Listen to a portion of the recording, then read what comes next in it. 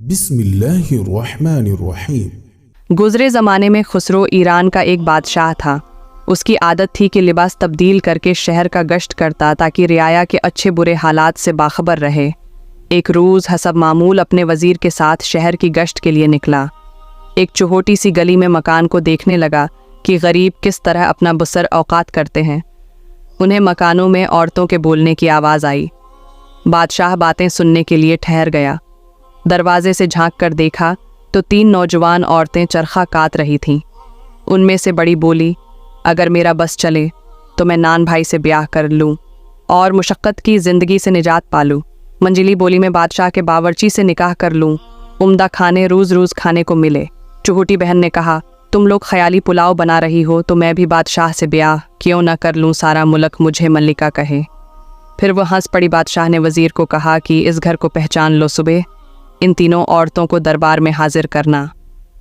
उसके बाद बादशाह गश्त करके आराम करने चला गया। दूसरे रोज़ वह तीनों बहनें दरबार में पेश की गईं। बादशाह ने रात का किस्सा पूछा तो वो डर गईं, लेकिन बादशाह ने कहा, खौफ की कोई ज़रूरत नहीं, जो बात थी बयान करो। मजबूरन उन तीनों बहनों ने रात वाली बात बादशाह के सामने दोहरा दी। बादशाह ने उसी वक्त बड़ी और मंझली बहन की शादी नान भाई और बावर्ची से करवा दी और छोटी बहन को अपनी मलिका बना दिया। चंद रोज़ के बाद दोनों बड़ी बहनें छोटी बहन से हसद करने लगें और सोचने लगें कि उसे किसी तरह से बादशाह की नज़रों में जलील कर दी। अल्लाह की कुदरत से उसी ज़माने में मलिका को आसार हिम्ल ज़ाहिर होने लगे। दोनों बहनें उसको मुबारकबाद पेश करने आई। छोटी बहन जो उनके फ़रेब से नावाकिफ़ थी, बड़ी मोहब्बत से पेश आई। बातों बातों में विलादत के करीब उन दोनों बहनों को लाने का वादा किया।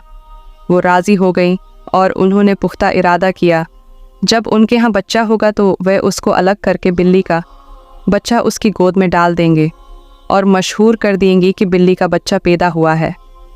इस तरह बादशाह उसे कत्ल करवा देगा या घर से निकाल देगा। जब विलादत का वक्त करीब आया तो उसने अपनी बहन को बुलाने की बादशाह से इजाज़त ली और उनको अपने पास बुलवा लिया। उन दोनों बहनों ने बिल्ली का इंतज़ाम करवाया।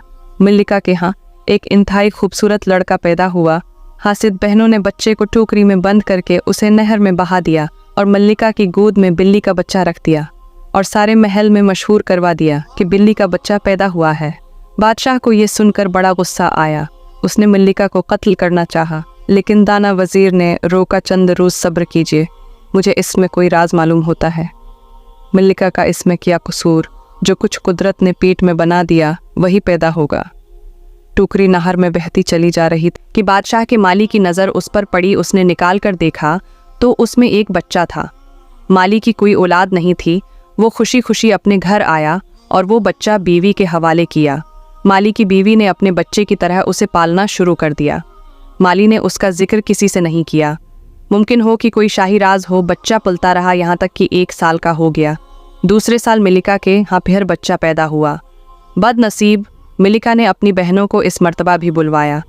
अब उन्होंने मुर्दा कुत्ते का बच्चा उसकी गोद में डालकर मशहूर करवा दिया, कुत्ते का बच्चा पैदा हुआ है, और उसे भी टोकरी में डालकर नहर में बहा दिया। इत्तेफाकन उसे भी माली ने पकड़ लिया और उसकी भी परवरिश करने लगा। तीसरे साल मल्लिका के यहाँ लड़की पैदा हो गई, लेकिन हासिद बहनों ने उसे भी मुर्दा चूहिया मशहूर कर दिया, लड़की को भी बहा दिया। वो लड़की भी माली के हाथ लग गई। बादशाह ने नाराज़ होकर मल्लिका को एक लोहे के पिंजरे में बंद करके शहर की मस्जिद के दरवाजे पर रखवा दिया, ताकि हर आने वाला उसके मुन्ना पर तुहूके और जो इनकार करे उसे कत्ल कर दिया जाए।